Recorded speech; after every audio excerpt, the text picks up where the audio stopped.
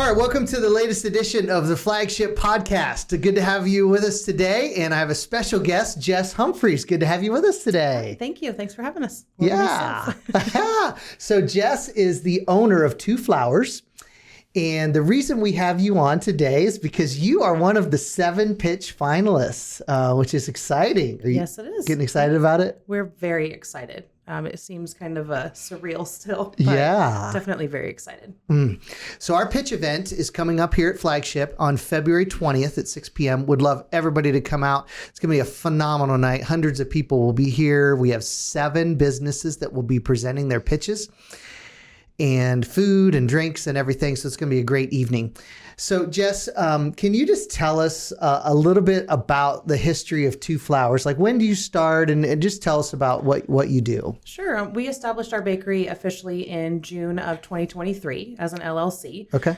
Baking is something we've been doing for quite a while, but officially in the business and developing that officially was in the middle of 2023. So almost 2 years now this summer. Okay. And we kind of just started that. It's a home-based bakery currently. Okay. We also offer a mobile that we do pop-ups and different things like that. Okay. But it primarily started then. So home-based, people, do they make orders and you take them to them, or they come pick up? Is it a little bit of both? We do a mixed. So we do personal orders that people can order ahead, and then we set them up on a specific day that they need it, like for a birthday or an event. Okay. We also do pop-ups on Wednesdays and Saturdays. So we have a kind of a bakery shed that's on our property right now just for the winter because it's so cold. We can't really pop up a canopy tent somewhere. Okay. So we have that on our property, and people come to pick up there. And we just kind of offer a grab and go situation, just like you were going into a bakery, just a variety of different things. So if you don't want to order a whole cake or a whole pan of cinnamon rolls, you can just grab one. So where are you located at in Anderson? We are kind of off of Madison and 14th, very close to downtown. Oh, okay. So it's operated out of our home. Okay. So then we set up basically on that shed property that we have on site. Is that on where your property is? Yeah, the shed? Yeah. It's, and did I hear right? It's called the Sugar Shack? No, it's not Sugar Shack. Oh, okay. There are Sugar Shacks out there. Oh, okay. Does it have a name? We kind of jokingly call it the Shed and Breakfast, just because we like puns. Okay. But we call it really just the Shed, and that's what kind of stuck with our customers the most. Okay. It's kind of funny because the entrance is actually in an alley, so you're going into an alley to a shed to a bakery. But we promise it's worth it. It's really good donuts. The best foods from those sketchy places. Of course. So it's ironic and comical, but we needed somewhere to sell in the winter because we just couldn't do that. So what are some of your favorite dishes that you guys make? I think the most popular, or my favorite thing, are definitely our cinnamon rolls. That's what we're primarily known for besides our cakes and other things. But the cinnamon rolls are something we also offer a huge variety of, and we change that every week. So people really like seeing their favorite flavor pop up in rotation, or we'll message and say, when is that flavor coming back? So it kind of builds that anticipation, or kind of seeing when the menu comes out if their favorite cinnamon roll is going to pop up. And it's definitely my favorite Saturday routine now. So are you baking every day?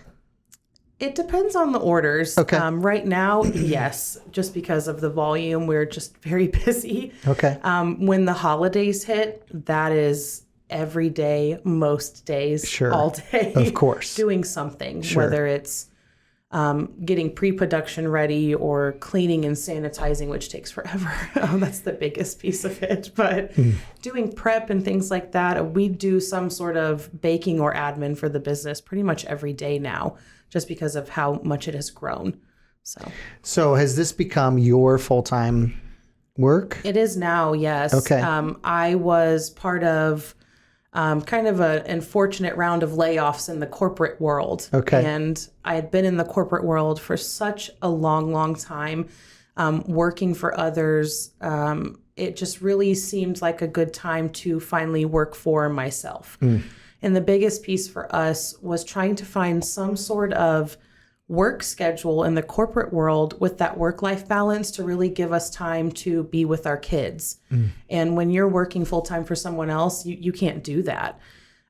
So I am fortunate enough that our business has now grown to the size that I can do this full time while my husband still works at his job part time. And we have really made it work for our family, that we maximize not only the time together, but maximize that time to help still foster and grow our business. So it's been a tough journey making that, because I used to do the full-time baking on top of a 40-hour-a-week job. And you can imagine the burnout on top of having two toddlers.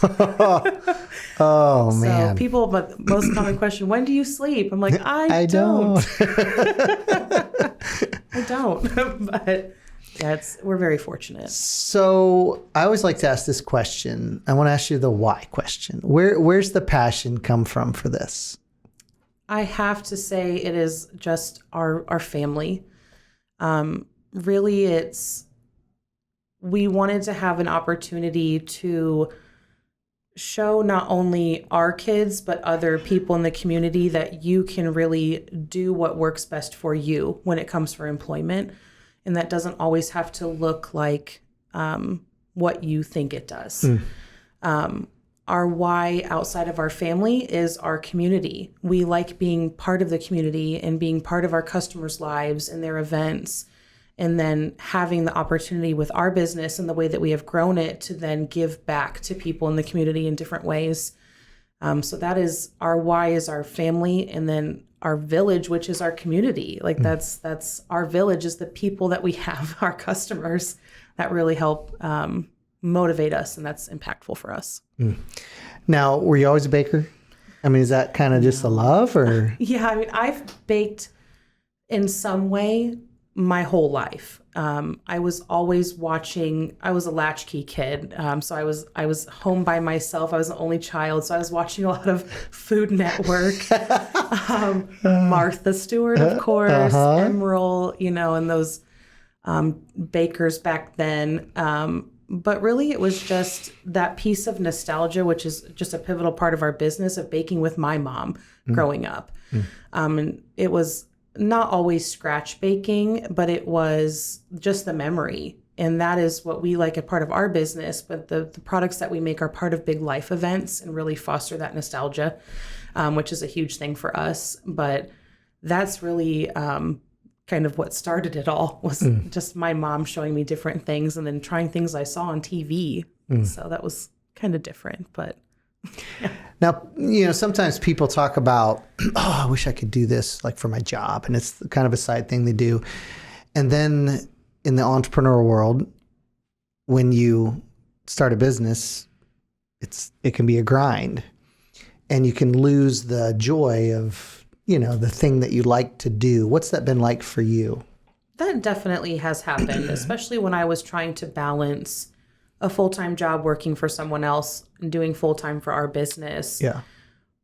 But the burnout as far as baking and the creative side of it, that has never happened. Creativity is something that has really gotten me through a lot of things in life, and just having that creative outlet in baking, it's kind of surprising sometimes when you start out and you have this vision in your mind of what something can look like, and then you actually create it. And that's rewarding in a personal level, but then having the customer appreciate that as well.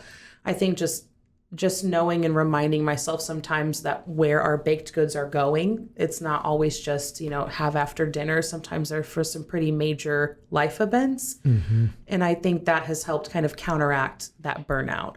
There are, of course, some days that I wake up and I'm like, I just really don't want to touch my oven today. I don't want to sanitize my counters 18 times. Like, I just don't want to do it. Sure. That's kind of the trade-off when you're an entrepreneur, that it doesn't always just stop. Right. There's always something to do. But I think if you find something like I have that you actually really enjoy doing, the burnout just doesn't happen. Yeah. In that full way. Yeah. What's the learning curve been like as far as just being a business owner, or the financial side, or the sales side, or the pieces of the puzzle that are like, that means, I got to put that hat on. I got to wear that hat. I got to do this. What's that been like for you? It has been a lesson. I think The idea that I've had of entrepreneurship is people that do that for like a college degree. And you're like, but what is that really? Like, what are you really going to do? But I think there are so many hats and things that you are responsible for as a business owner that the paper and the minutia gets so overwhelming sometimes. Because in my world, we are under what is called cottage law. And that is different from just what you can find like at a regular bakery or restaurant. So there are different hoops and things that I have to jump through to safely operate as a cottage baker. And just knowing that on top of then all of your licensing and other requirements and certifications and different things that you have to get to operate as a business, I think I just wasn't aware of some of that beginning. Sure. So it's just a one day at a time kind of thing when you have to do a lot of research and find things out on your own, because it's not always something you can just pop into Google and be like, how do I run a bakery? It's just not that simple. So I think that has been the biggest learning curve, is educating myself in a way that helps advance the business appropriately. Sure. Yeah, it's interesting because I think a lot of people have entrepreneurial ideas and it sounds good. And but the jumping from the world of working for someone else and having a lot of things taken care of that you don't even think about, and then to have to figure all that stuff out, or to even just do things that you don't want to do or that you don't understand, and have to learn that and realize that this is part of it. And it just really makes you appreciate the sense that the reason entrepreneurs are able to make a good living usually and be able to balance their life and control and all that is because they're doing a lot of stuff that most people don't have to do. Right, that you just don't see. Yeah, like you don't always see surface it. Level. Yeah, it's there. I often will tell my wife, I mean, I own a painting business and have, other organizations that I've led, and it's just always there in the back of the mind, whether it's 3 a.m. when I wake up or whether it's, yes, it never goes away. Yeah.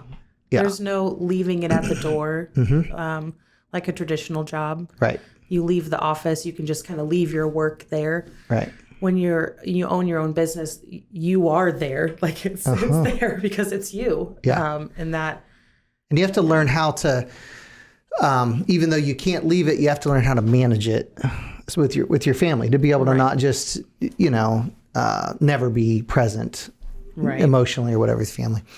So, so we're talking because you're part of the pitch event and really excited about that. You just did your recording today of your video, and so you're going to present a pitch, and there were 36 businesses that applied for this. Okay. And so you were one of 7 that were picked, which is amazing.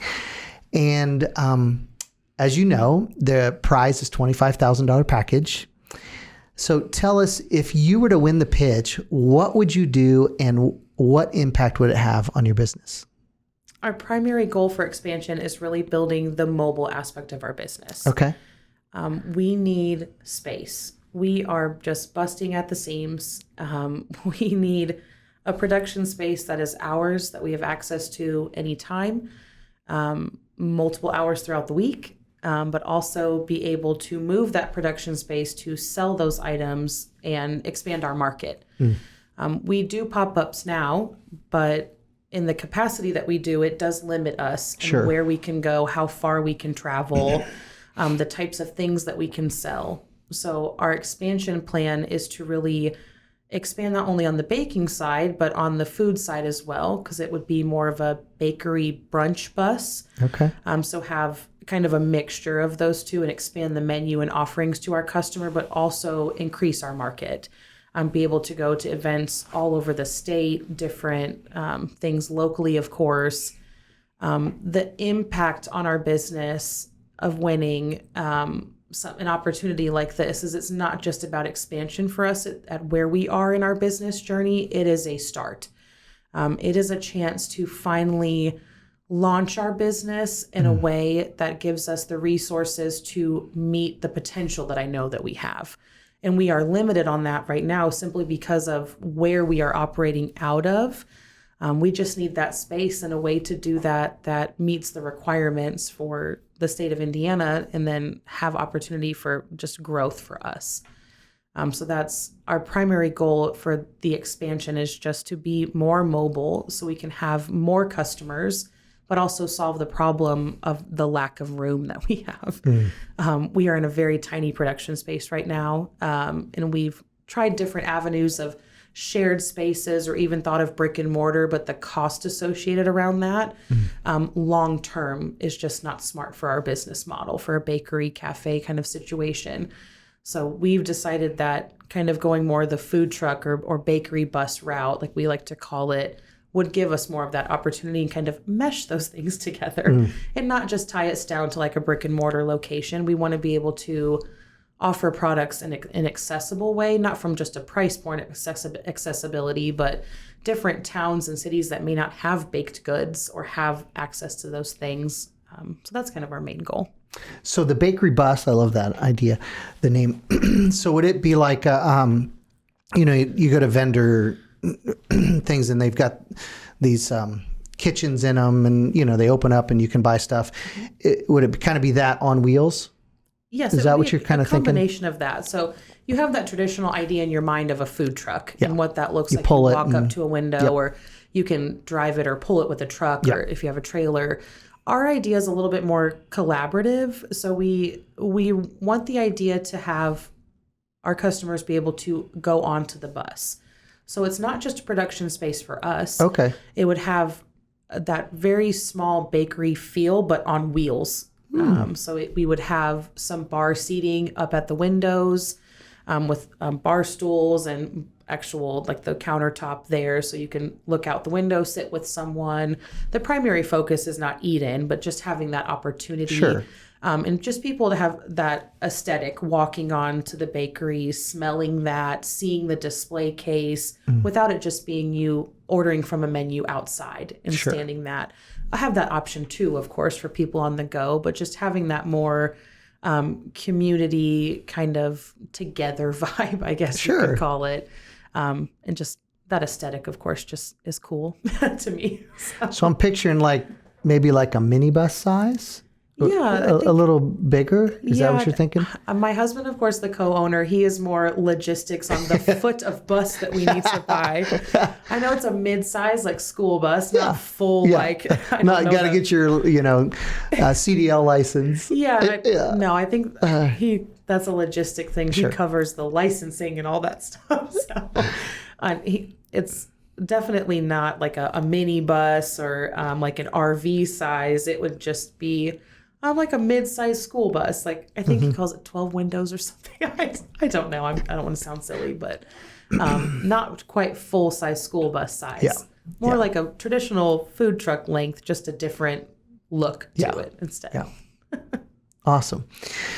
Well, Jess, thanks for taking a little bit of time to come in, and great to hear about your business. And again, you're in kind of the downtown Anderson area, correct? Very close to downtown Anderson. And how can people find you?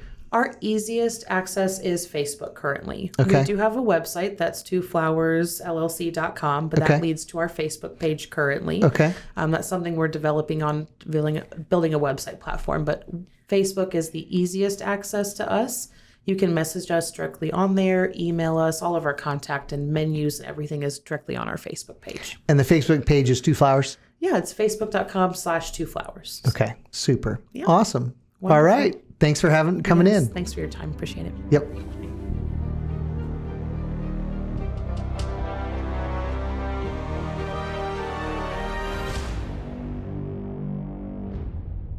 Thanks for listening to the Flagship Podcast, sponsored by Pinnacle Systems.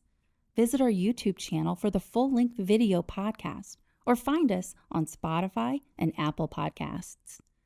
New podcasts are posted every month, featuring local leaders from Central Indiana. For more content, follow us on social media at Flagship Enterprise Center. Until next time, thanks for listening.